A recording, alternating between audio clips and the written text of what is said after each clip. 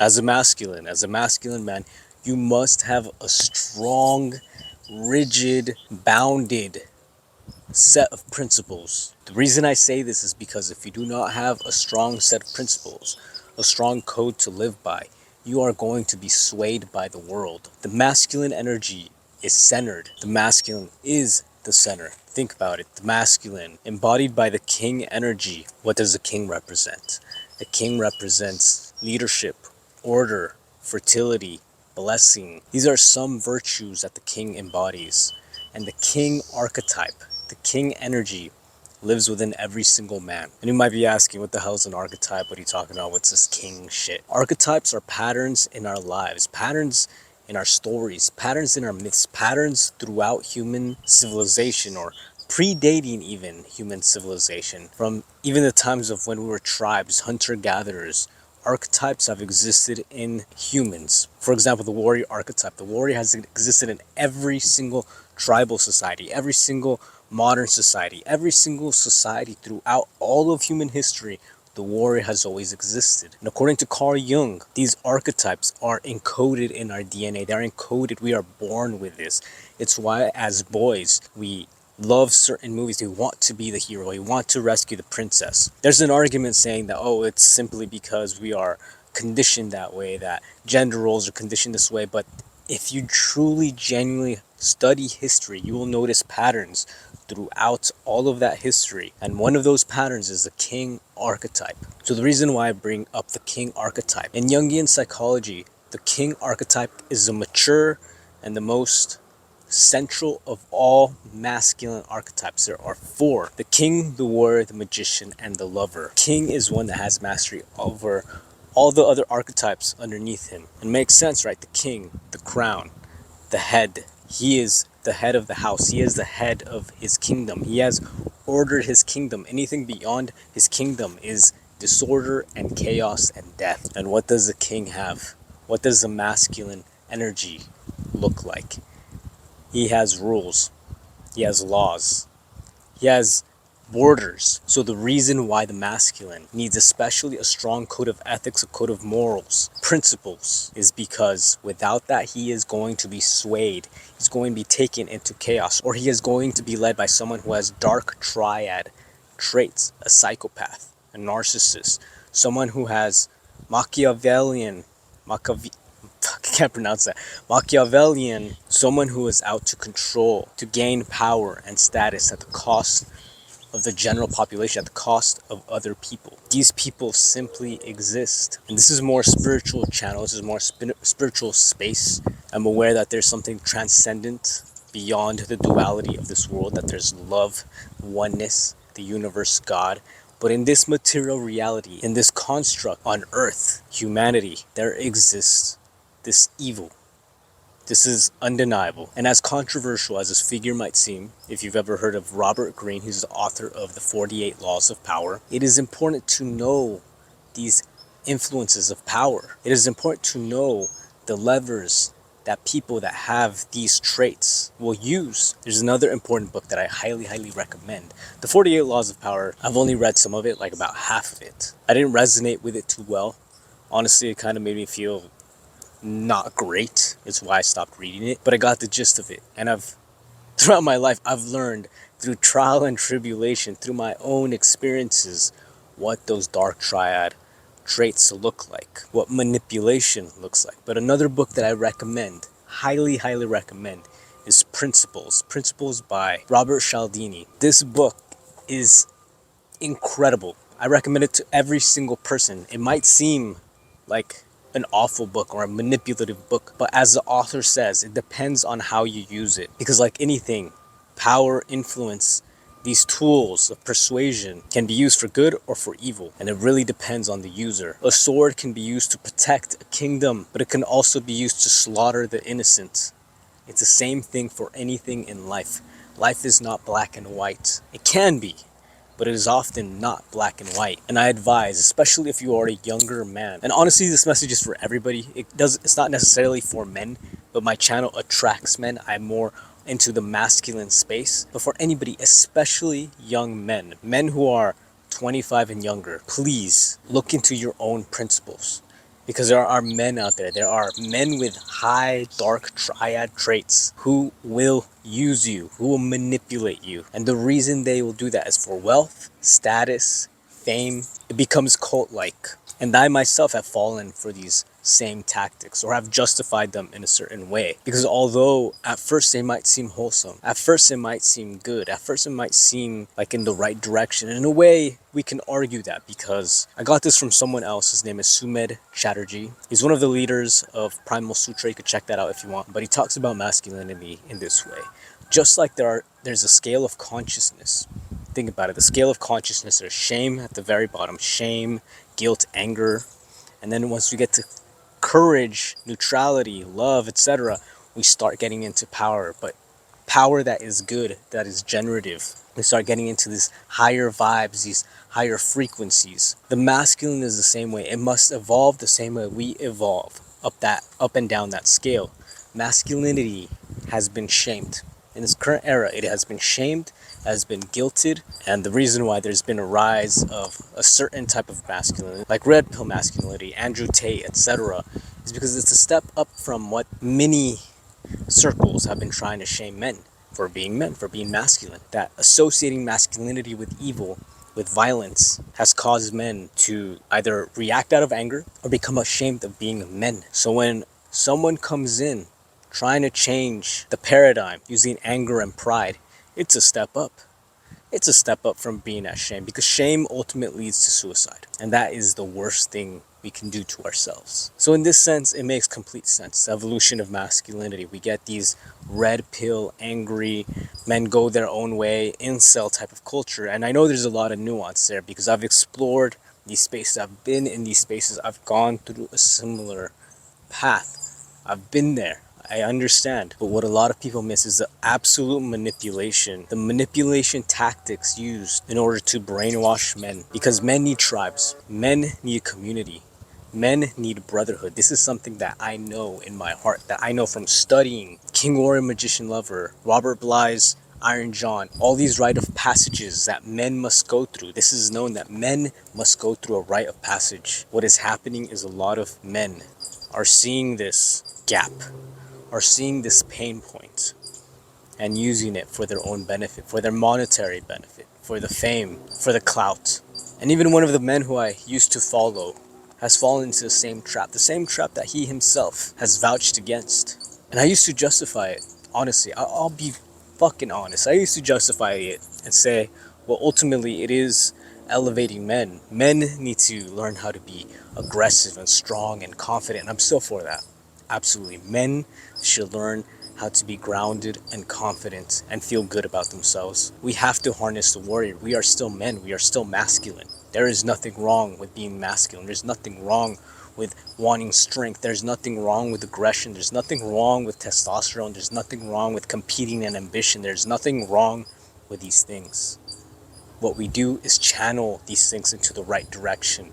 Otherwise, it leads to destruction, degeneracy, addiction. So these men, these leaders of men, is they use these very manipulative tactics. And if you read Principles, there's an audiobook on YouTube. You could actually listen to the first edition, if I believe. There's a new and expanded edition. You could listen to the first edition at least. That was my first exposure. It's more than good enough to get you an idea of how cults work, of how manipulation works, of how people get you to buy things and say yes. And it literally is hook, line, and sinker. It's crazy. There's so much that goes into how to curate the perfect environment for you to buy from them, for you to follow them, for you to cut their hair for them, for you to change your entire life trajectory for them. And sometimes, alright, sometimes there's good in it because you do level up and then you outgrow that person and you go on your own way and find your own set of principles. But there's still a danger with you completely changing yourself, changing your life, changing your core being ashamed of your core being ashamed of your own femininity, of your own feminine energy, because you have feminine energy. I have feminine energy. Any man who looks at me and says he has no feminine energy is lying. He's a liar. And I do not follow liars. I do not believe liars. The worst kind of liar is the man who lies to himself. This is something that Dostoevsky and the brothers Karamazov, he speaks about this. There's a quote there. I'm gonna butcher it, but basically, the worst thing you can do is lie to yourself. And a lot of these men are lying to themselves, and a man who lies to himself easily can only lie to others. And you might be thinking, Nathan, but you read these books. You're interested in cults and manipulation and marketing. Don't you like business? Don't you like entrepreneurship? I do, bro. I do. I'm being honest. I enjoy marketing. I enjoy learning about these things. I enjoy business. I do. But the more I dig in, the more disgusted I become because of how inauthentic it is. Because true purposeful entrepreneurship, the way I see it, the way that I wish to see the world, the reflection, it should be a reflection of your values, of who you are. And it might be idealistic. Maybe it's idealistic. Maybe I'm an idealist. But I know I'm grounded enough in reality to know that what you sow is what you get. So what I want to sow is authentic. I want it to be real. Because I want real. There are leaders out there, men with massive amounts of followers and this massive amount of clout and a tribe and community and followers, blind followers, cult followers, and they themselves admit that they believe all of life is competition, that they believe all of life is about taking what you need. That's only about taking. It's about seeing everybody as an enemy. That's comparing yourself to that and this person. It's about taking. It's about believing that every person has a bad intention, that they're gonna try to get what you want. And guess what? While that exists, that is not the reality of life. Because the way you see life is a reflection of you. It's a reflection of me. If I start seeing everybody as an enemy, as someone I should watch out for, you should watch out for me. You should. Because that just shows the kind of person I am. Erwin McManus is pastor and filmmaker, author, etc. He's a bunch of things. You can look him up. He's fucking amazing. Watch his podcast on Mulligan Brothers. It's fantastic. He talks about the story of Cain and Abel. Everybody knows the story, right? Cain is jealous of his brother Abel and he kills him. He slays him. And God punishes him and says, you're going to roam earth for the end of your days and, you're cast out. You're done. This is your punishment. And instead of Cain being sorry and feeling bad about what he did, he makes it about himself and he says, but why me? They're going to kill me out there. But the thing is, Cain is the first murderer. No one else has murdered in this world, in this new world. This happens in Genesis. But he believes that they're going to murder him because he's the one murdering. It's the same thing. And the nuance here, because I don't want to misconstrue things, there is a real evil out there. There's a real evil in here. Unavoidable. And the spiritual community needs to fucking stop denying it. They need to stop denying it and accept all parts of it. Because the more you deny, the darker the shadow is. The darker the shadow is, the more you suppress, the more I don't trust you, to be honest. So these men, I notice, it's an act, of course. It's to make money. It's an actor. A person who appeals to the things that young men want. And of course, we're men with testosterone. We're men who, in Fight Club, men that are lost, a lost generation. Our great war is spiritual. I could be misquoting Fight Club, but I'm pretty sure that Tyler Durden says our great war is spiritual. And this is true. For men, it is spiritual. We don't have a purpose if you're looking superficially. But men, we have a purpose. We do. And one of the things that's going to keep us from our purpose is being manipulated by these con men. I'm not going to call them scammers because they have some value. And like I said, they elevate men from that shame to something better. They do elevate masculinity in some ways, but they also misguide and they lie. They lie. Constant lying and acting. And is that really the type of man that you want to be led by? And that's why I say, cultivate your principles. Because if these men genuinely cared about you, if these men genuinely cared about the state of society, they would be telling you that. Not pretending they know everything. Not pretending they're so confident. Or maybe they are so confident, but that's a delusion. If you believe everything you say is correct and my way is the only way, and if you follow me, you will have great success and you'll have a great life. By all means, model your life after the people that you genuinely want to have a life like, but model, not copy. If they cared, they would say, you will find your principles, your set of principles, and this is a general guideline for you. Of course, for me, doing the moral good is important to me. I'm an Enneagram type 1. If you know what that is, you know what that is. But basically, for me, the world, a large part of it is doing the right thing, justice and all that stuff. And I have to become aware because I don't want to project that onto others, but that is a big driver for me. I'm constantly overthinking if what I did was correct or not. It's actually a problem. And I recognize the blind spots that are in that. But that's where I adjust and I take it in, but also learn to love myself as I am, that I am this person. I'm a little bit serious at times. I need to joke and be a little bit more lighthearted and laugh and not make everything like, oh my god, this is a grand war. Because this is just life and we're learning. We're finding our way. But I highly advise from these very high dark triad people, I say cultivate that power. And I'm still on the fence with that right there because I do believe power is important because without power, how are you going to make an impact on this world? But at the same time, I realize that every villain ever has said the same thing, that I need power, that I'm right. Villains often think they're right and impose their will on others, right? So this is where I'm like, am I correct here in having the will to power and wanting power, acquiring power, even though I don't want it deep down? I just, honestly, bro, like if you knew my goal, like I just want to live in the woods somewhere and just chill and homestead, garden, make medicine, herbal medicine, tinctures, be able to hunt, be able to just live my own life, be connected to earth, and be able to fight as well, do some martial arts. It's a weird combination of things that I want, honestly. Like I want to be able to live in the countryside, have a lake where I can fish, and also have a strong community of men and women, but mostly, like, most importantly, a community of men, a brotherhood of men, and have these men to rely on and do these masculine things, but also just chill and be present and enjoy the plants. So I have this weird dichotomy, this clashing of worlds within me, but I'm accepting that more and more about myself because life is contradictory.